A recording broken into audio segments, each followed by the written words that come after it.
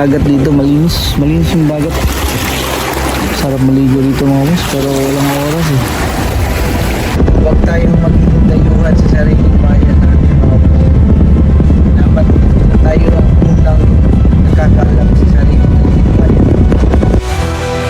Mga boss, oh, truck ng tubo, punong-puno ng tubo. Ano talaga, yun yung pinaka-primary ano nila, livelihood dito, tubo. Grabe mga boss, tubo, daming tubo dito mga boss. Yan, truck talaga yan mga boss, oh.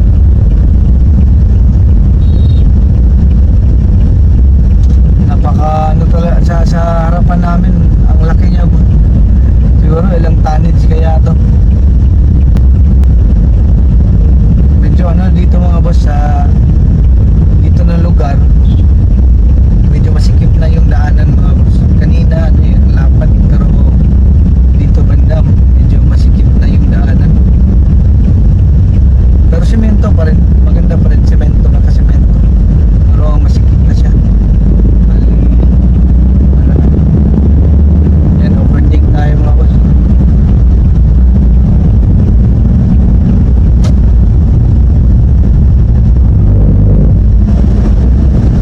Tingnan nyo yung mga tricycle nila mga boss, oh. Yan, mga lumong tricycle. Luma na talaga yun.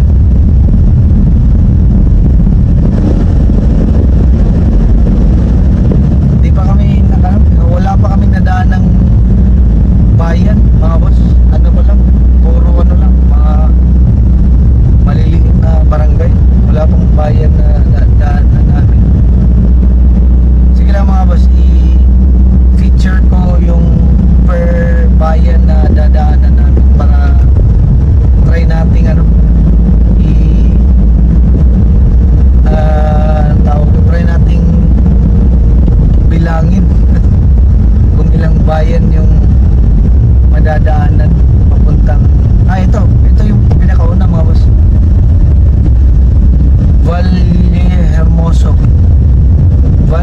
Hermoso, unang bayan yan mga boss. Valle Hermoso, unang bayan galing San Carlos papuntang Dumaguete.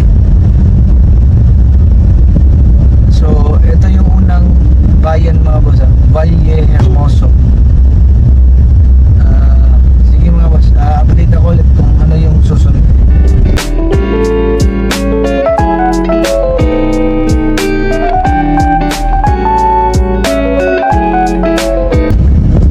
Okay mga boss, so ito yung pangalawang bayan na madadaanan mo kung papunta ka ng San Carlos galing papunta ka ng Dumaguete galing San Carlos. So kanina Valle Hermoso, di ba? Pagkatapos mga 20 plus kilometers, ito yung sunod na bayan, Gihulngan. Ang pangalan ng bayan is Gihulngan. Meron ding ano dito mga boss, barko na papuntang Cebu sa Gihulngan, pero siguro ano siya, mga pangpasahero lang. Nakatry na rin ako nung una pero matagal na yun, bata pa ako, pero maliliit na mga barko lang. So hindi pang roro talaga. So ito yung Gihulngan mga boss, maliit na bayan lang. Ano to, Bisaya din ang lingwahe dito kasi nga malapit sa so, Bisaya ng lingwahe nila. Dumaguete City, 116 kilometers. Gihulngan 35 kilometers. Hindi mo alam kung saan yung Isabel. So 116 kilometers ang Dumaguete City. Pero hindi na tayo abot sa Dumaguete. Tampi lang tayo. Bali ano yun, malayo pa sa Dumaguete yun. So Gihulngan pa rin tayo mga boss, Gihulngan pa rin. Ito yung ano yun, parang boulevard.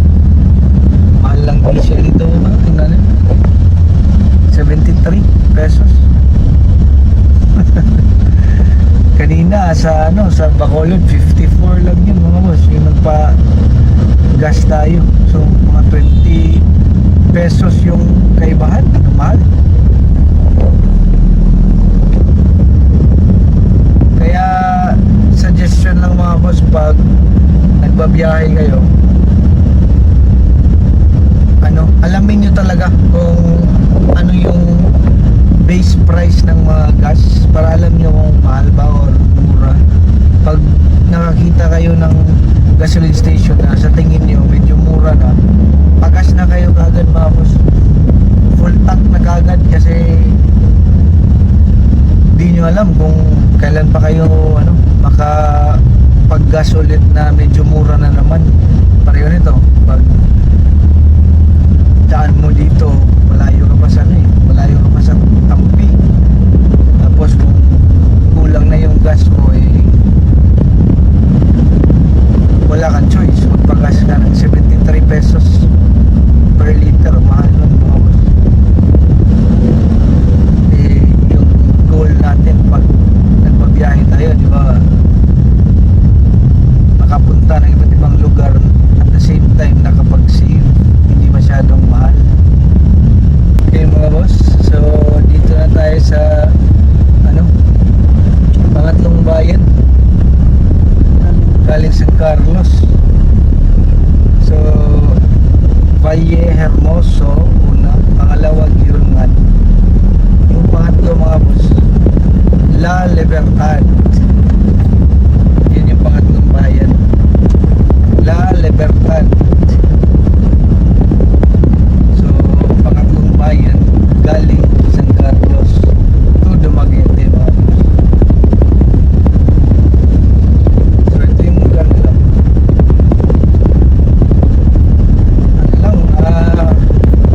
Actually mga boss, parang pareho-pareho lang yung nila yung estado ng mga bayan na nadaanan natin. Siguro yung livelihood talaga dito is pangingisda. More of pangingisda talaga dito mga boss siguro. Pero dito mga boss, kumpara kanina, umpisa sa La Libertad, widening na yung mga daan. Kanina yung sa Valle Hermoso to Girongan, hanggang pagdating namin dito masikip talaga yung daanan, 2 lanes lang ngayon may mga widening na kaming nakikita.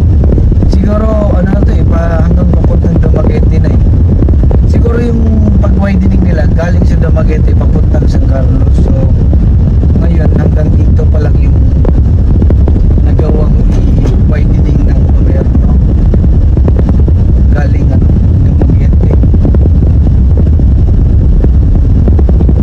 Yan, nagwa-widening pa mga museum. Time check 3:17, so lalagpas tayo ng 5 PM na lumabas. So sige lang, kasi hanggang 10 PM naman yung schedule dun. So siguro sa susunod na tayo schedule ang sasakyan natin. Yan, ito yung susunod pala mga boss. Doon paano pagbasa Himalalud, dagdag tanong Himalalud or Himalalud. Yan yung susunod. Malapit lang siya mga boss sa La Libertad, mga 4 kilometers lang may isa na namang town. So ito yung town ng Himalalud or Himalalud. Yan yung plaza nila mga boss. Ito yung tricycle nila mga boss. Iba din yung design.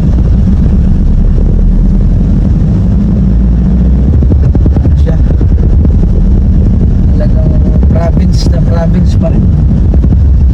Province feels pa rin dito mga boss. So ano na yun mga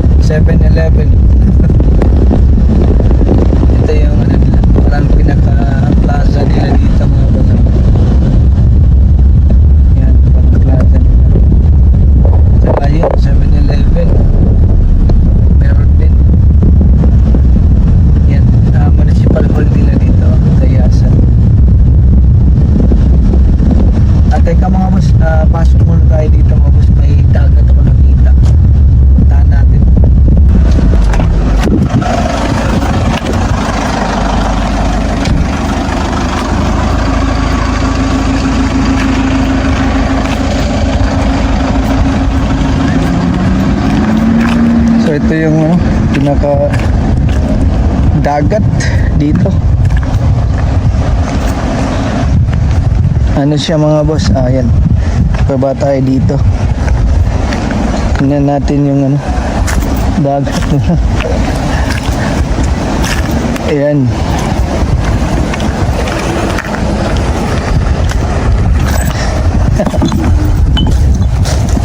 Ayan na mga boss. Ito yung pinaka-dagat nila dito.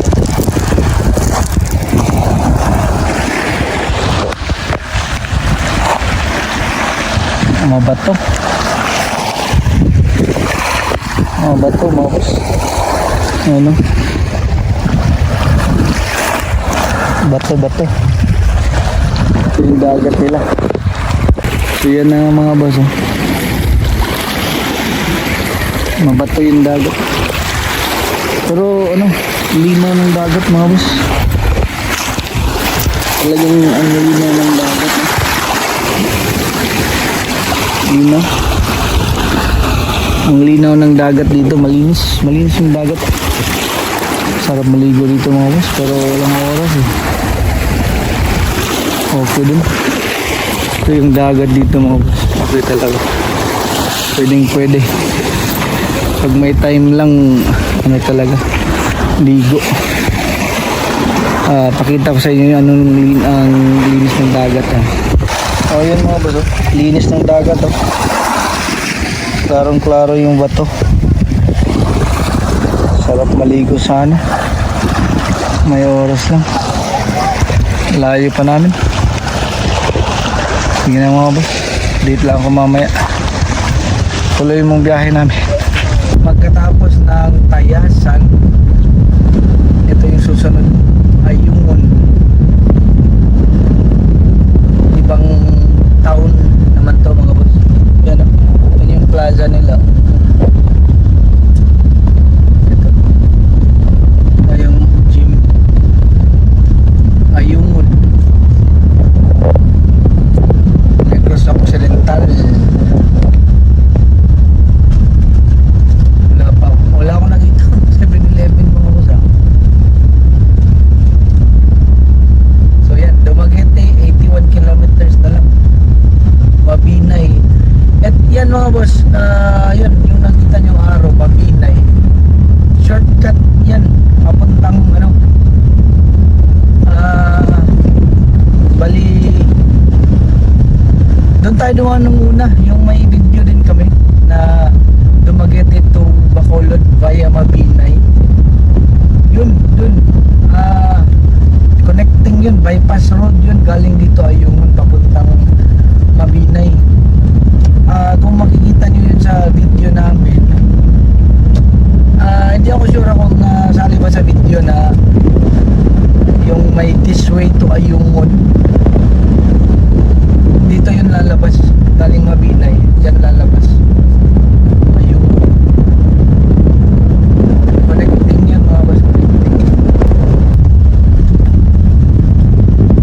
Na 3:49 PM ng hapon mga boss. So pagdating natin doon, parang siguro hindi na namin maabutan yung 5 PM mga boss kasi ano lang 3:49. So ang susunod yun 7 na may 7 PM 1 hour per 1 hour and a half yun mga boss.